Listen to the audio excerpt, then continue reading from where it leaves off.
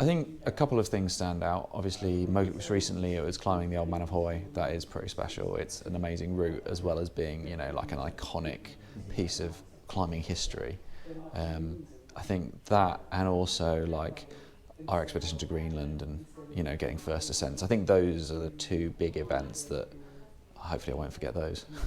I think, I realise that's two. If I had to pick between them, I'm not going to do that. It's like picking a favourite kid, isn't it? So hardware-wise, it's definitely like the bigger sizes of cam. So because I can't see my gear when I'm placing it, if the cam is large enough, you can place it in the crack, and then you can manually go in with your fingers and check each of the 4 lobes that they've engaged, and it's solid. And that's really reassuring, like in head game terms, that piece of gear is great, because I'll place a smaller bit, like if I'm placing a size 2 nut or something like that, I can't put my finger in and check that it's, got solid rock contact on, the major faces. And if you placed a massive cam, you're like, well, yes, that's totally solid, bomb-proof. I could hang a car off that. I think that's the big one, but obviously it depends on when there's the opportunity to place it. Yeah, totally new experience. Yeah, no, it's been really good actually. Yeah, really great. I'm not sure I can ever come back. I've kind of come to Kendal, and obviously the Climbing Blind won the grand prize this year. I don't know how I follow that, but yeah, I certainly will come back. It's been good fun. Yeah. We went to one of the screenings of the Brit Rock Film Festival last year. Al was doing presenting it, and I kind of I was thinking about whether or not my story was something that someone might want to make a film about. So I kind of went and spoke to him afterwards, and just like, not to try and push it, but just asked him how his projects came about, because that's quite interesting, right? If you're a filmmaker, how do you select what you do and don't invest your time in? And obviously, like, I told him that I'm blind and I lead trad, and he's like, oh, trad on lead, how's that gonna work? So I think I piqued his interest, and then after I met him and like kind of been down to his local wall, and he saw me climb, and he can do it. Okay, there's definitely a story there. And then obviously I told him about like the routes that were on my tick list. So in the film it's featured like the Sloth and the Old Man of Hoy, and those were both routes that I'd had on my radar. So the Sloth, my eyesight wasn't always as bad as it is now.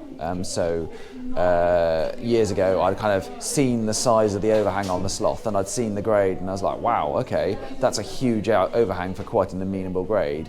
And I'd always feared jumping on it because you didn't want to mess up the on-site, right?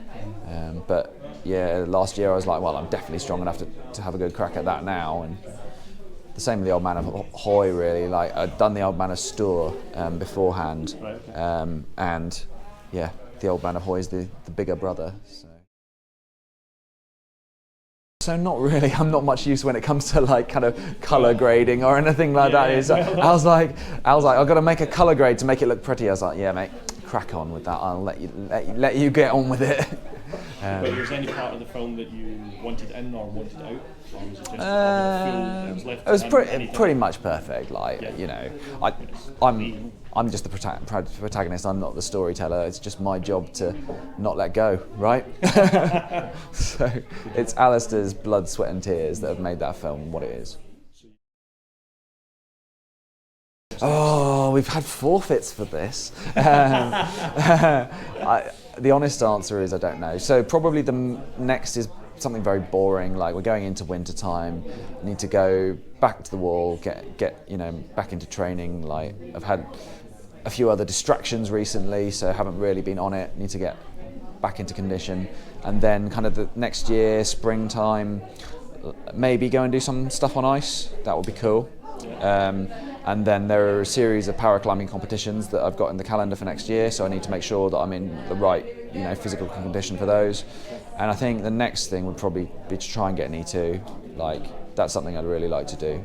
I've got my eye, pardon the pun, my eye on a few. that I think would be good for me. If you can ever find a route that's blind person friendly, Yeah. I don't know. So Well, the route you've done just shows that it doesn't matter. Yeah. Well, maybe it does. It does. Maybe You are making it- selective, so like I'm never going to go and do any like something a poorly protected slab is Yes. not the sort of thing that I want to do. Where you know it's all about precise footwork, Yeah. which you can't see. Yeah. No, it's not going to be that. So yeah, Oh, well. cool.